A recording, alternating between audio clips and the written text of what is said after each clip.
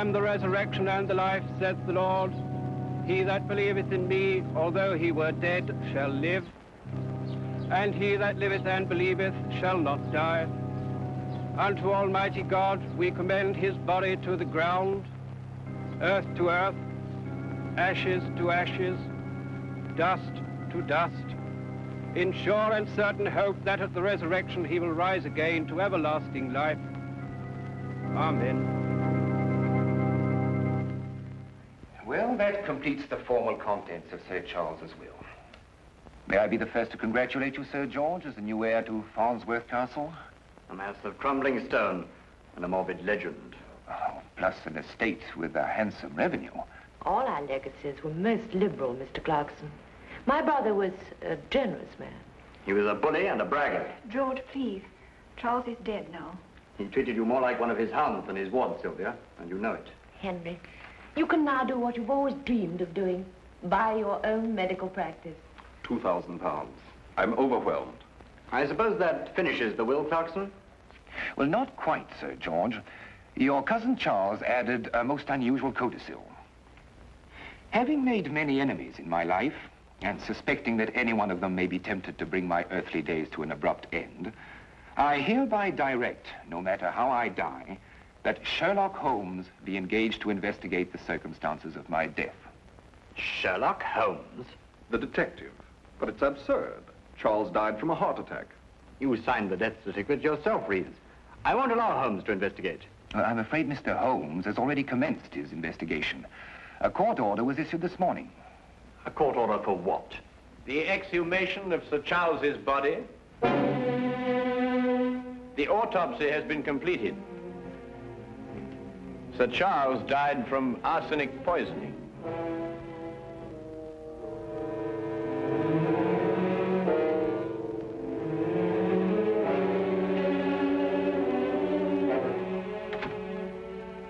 Elizabeth.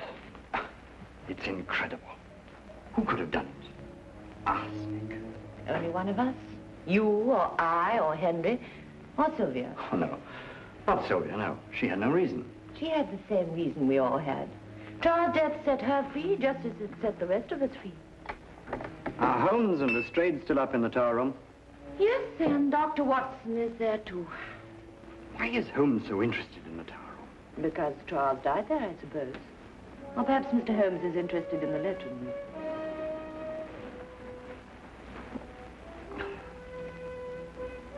That ridiculous, gruesome legend. Murder's what I believe in, Holmes, not legends. Well, you know, Lestrade, legends are sometimes put to surprisingly modern uses. By the way, what is the legend, Holmes? Well, it dates back to the Wars of the Roses. A sentry fell asleep here one night while on watch. As a result, they chopped his head off. Ever since that time, anyone who sleeps here is supposed to die. Nonsense. Quite. And yet Sir Charles slept here, and he did die. It's a coincidence. He'd already taken the poison. He had to die somewhere. You know, that window is much too narrow for anyone to get in or out. With that door locked, this place becomes a classic sealed room. It was arsenic that killed him, Holmes, not the room. Or the legend. Or the legend. Dr. Watson, you read the autopsy report. What's your opinion? Well, there is one thing that struck me as odd. This is January. Mm-hmm. Yet Sir Charles had eaten grapes the night he was poisoned. Well, what's that got to do with it? Well, you don't very often find grapes in January. Not in England, anyway. Clever, Watson.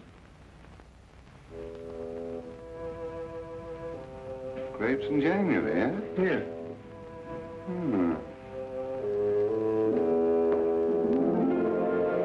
Arsenic. Out of this jar. And someone in this room gave it to him. Each of you gained from his death. We all had access to that jar, Inspector. The arsenic was used for garden spraying. Anyway, Charles didn't eat or drink a single thing that night. The rest of us didn't. Then why weren't all of you poisoned too?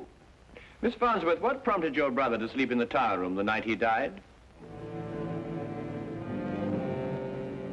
I prompted him, Mr. Holmes. I challenged him to. Oh, really? Why? To put his constant bragging to the test. It started at dinner that night. Elizabeth, your meals are getting progressively more inedible. If you can't do better, I suggest you find your own home and run it. I'll try to do better, Charles. Elizabeth, I liked your dinner. What do you know about decent food? What do you know about anything? I know how to run your estate for you. And a mess you're making of it, too. With half the tenants overdue in their rents. I won't sweat a man's rent out of him, Charles. You'll get the rest of the rents by tomorrow, or out you go. Bag and baggage. What have you got to say to that?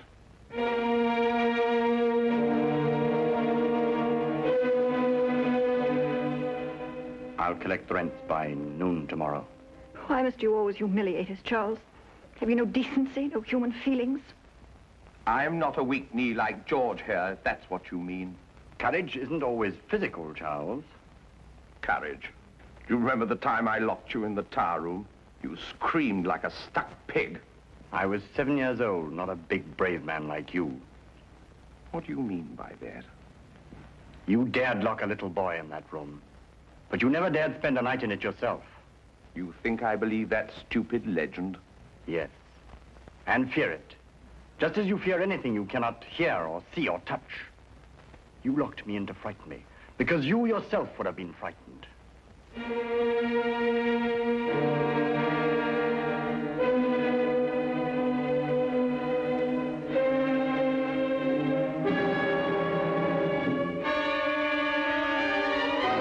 Elizabeth, get me a candle. I'm spending the night in the tower room. But Charles, you mustn't. Your heart. If you were Don't frightened... talk like an idiot, Reeves. Frightened of what? An old wives' tale?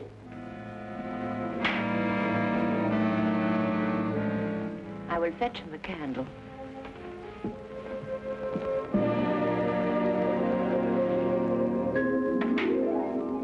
I had to break open the tower room next morning. I found him dead. Mm-hmm. Interesting. What kind of grapes were served at dinner that night? Grapes? No grapes were served. We haven't had grapes in the house for months. Then who gave Sir Charles the grapes he ate that night? Because he did eat grapes. That's how he was poisoned. No one gave my brother grapes, Inspector. You're wrong. The murderer did. Lestrade, the grapes won't solve your case, you know. The solution lies in the tower room. Now, look here, Holmes. We've already gone into all that, and I'm going to find it. How can you do that, Holmes? By spending the night in the tower room myself.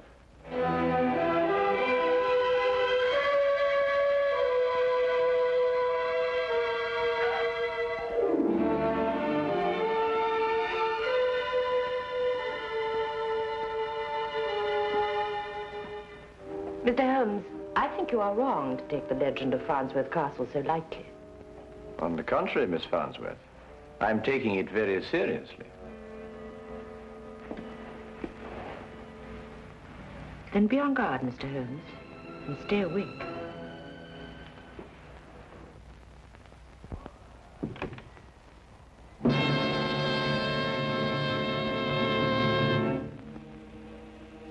Holmes, how can you possibly solve the mystery here? Quite simply, Watson. The murderer is going to try and kill me. Why? Because I'm Sherlock Holmes. Can I stay with you? No, thanks all the same, my boy.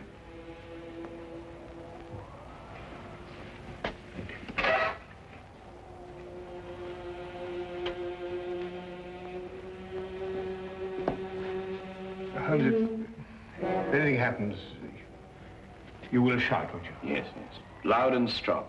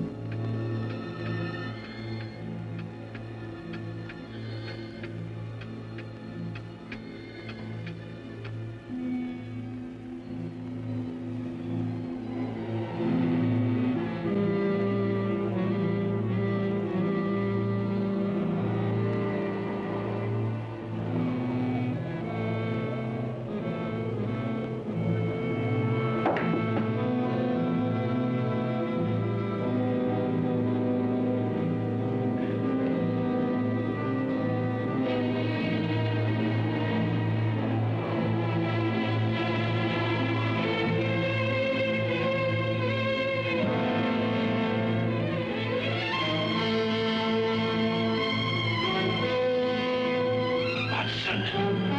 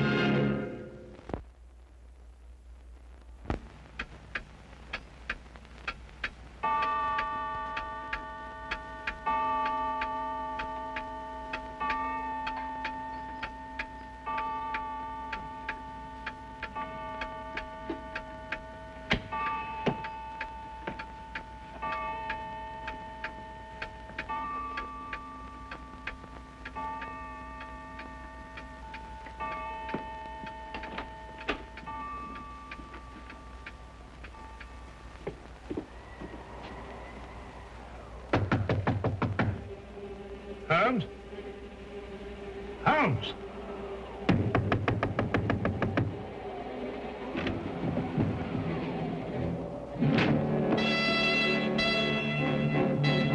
Holmes!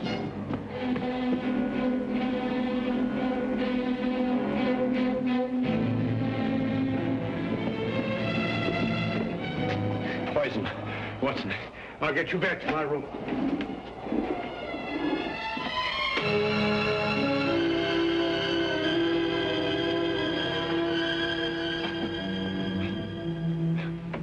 Arsenic. Watson, quickly, the antidote.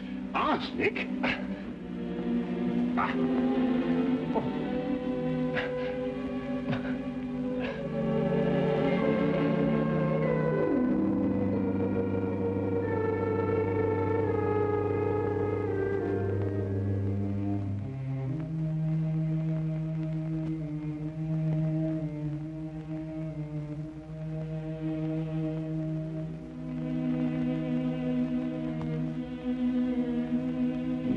Cunning, Watson. Yes, maybe, Holmes, but I don't understand. After all, you and I ate the same thing the entire evening.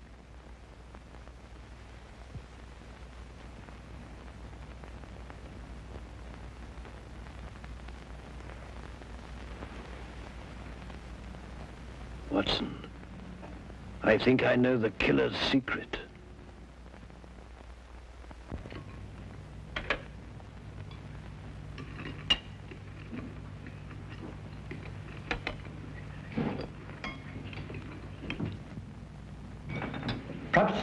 Perhaps I'd better go out and wake Holmes. It is getting rather late. Not that I believe in any of this superstitious nonsense, mind you, but... But you do believe in murder, eh, Dr. Reeves? Holmes? Well, it seems that everyone is surprised at my appearance this morning. Perhaps relieved is a better word, Mr. Holmes. I dare say there's somebody who's not very relieved. What are you talking about? I was poisoned last night. I am alive this morning, thanks to a bit of good luck and some ingenious foresight on the part of Dr. Watson. On the afternoon that Dr. Watson learned the true cause of Sir Charles's death, he ordered the ingredients of an arsenic antidote from the local chemist. I wonder who, sitting at this table now, is cursing that foresight. Do we have to be afraid of every bite we put into our mouths? Not every bite, Sir George. Only food with a flavor strong enough to conceal the taste of arsenic. Something like grapes, for example. If you want to know who poisoned the grapes, I can tell you that too. The person who bought the grapes in a London fruit shop on the day Sir Charles died. I rather imagined you'd trace those grapes, Lestrade. Who did, in fact, buy them? Miss Sylvia Taylor. You're lying. Let her answer that, Sir George. Yes. I bought them. Sylvia. And gave them to Sir Charles when he was in the tower room. Yes. But I didn't poison them. I swear I didn't. For some reason which he did not yet explain, Holmes doubted Lestrade's case against Sylvia Taylor. Furthermore, he reasoned that the killer would take refuge in her arrest, letting the case end there and accepting his own safety. He revealed to me that our only hope was to force the killer into making another move in spite of himself. The first step was publicly to denounce Lestrade's case in such a way that the inspector himself would be convinced that he needed more evidence. This, Holmes hoped, would frighten the killer. More evidence? You could spend a lifetime going over this place with your magnifying glass. And I wouldn't even attempt it. But a whole battery of men could accomplish it in a very short time indeed. Now look here. A whole battery of men? Lestrade, how soon do you think you'll get up here sufficient men from Scotland Yard to carry out a systematic and thorough search? Tonight, maybe. Certainly by tomorrow morning. Just a moment here. This is my home. And Lestrade, I think Sir George is going to be rather anxious that they come armed with a search warrant. I'll get in touch with the Yard immediately.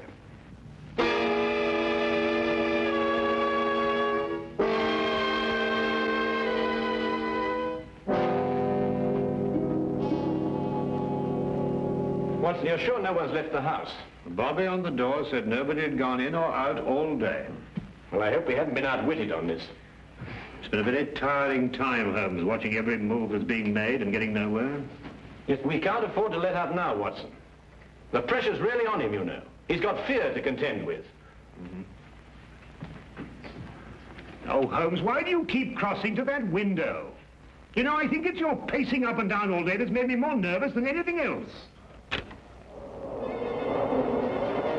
There it is, Watson. What? Quickly, Watson, the tower room. Coming, Holmes.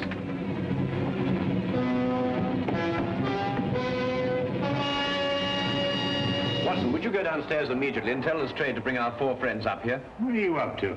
As I had hoped, the killer has left us all the necessary components of a trap. Well, you better hurry, Watson. We have little time to lose. Right.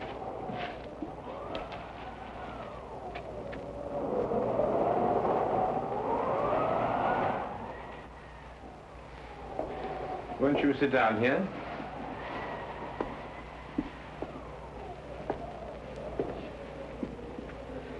Just what's the point of this seance exactly, Holmes? We're going to find a murderer, Lestrade. Yes, but why here? Perhaps the legend's going to tell us. Yes, Lestrade. The legend. The weird tale of a headless sentry. And a most convenient one for the murderer, who didn't anticipate an autopsy. Yet why did he choose this room to murder in? What is the mysterious connection between the tower room and death? Please stop. I don't want to stay here any longer. I'm sorry, Miss Taylor, but we must stay here and wait. Perhaps all night. Who knows? But this is insane. I don't feel very well. Could we open the window? I'll open it for you, Elizabeth. It is getting rather stuffy in here. Don't bother, Dr. Reeves. I've already tried to open it myself. It's quite impossible. My head is spinning. You've got to open the window. I feel faint. Please open the window. I've already told you, Miss Farnsworth. It's quite impossible. I don't believe you. Reeves, make him open the window. Elizabeth, calm yourself. It's just this eerie room that's getting on your nerves.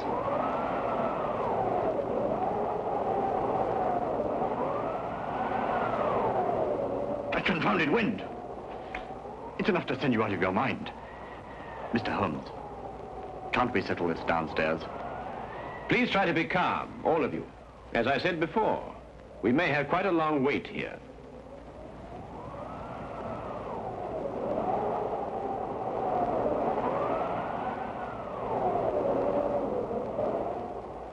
Let me out of here. Elizabeth! Open the window. Do something. Stop it! Isn't it bad enough without you going off? You fools. You fools, you don't understand.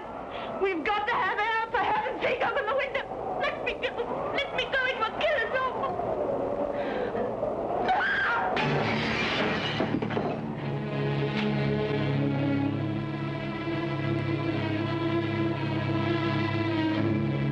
It really wasn't necessary to smash the window, Miss Farnsworth. Oh, Watson, there's a package in that drawer behind you. Bring it to me, will you? Yes, go on. You see, Miss Farnsworth, I took the precaution of replacing your arsenic candles with harmless ones. Of course, you couldn't be aware of that, could you? Arsenic candles? Yes, Lestrade. Like the one that killed Sir Charles. Sir Charles died of poisoned grapes. Oh, no, Lestrade. It was a far more ingenious method of killing than that. A small room, a tiny window, and a candle impregnated with arsenic and giving off fatal fumes. Ingenious, yes. And it's practical. You can inhale arsenic as a gas.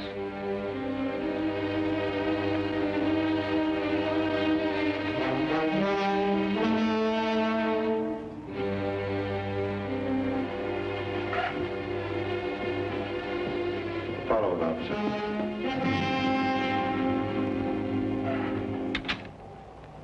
You see, Lestrade, the person who placed those candles there wasn't going to sit through the night and wait for death. She had to give herself away. I'm sorry to upset all of you, but quite frankly, I didn't know which one of you it was. But Holmes, why did she choose this room to destroy the candles? Because this was the only room in the castle that she could be sure would be deserted that night.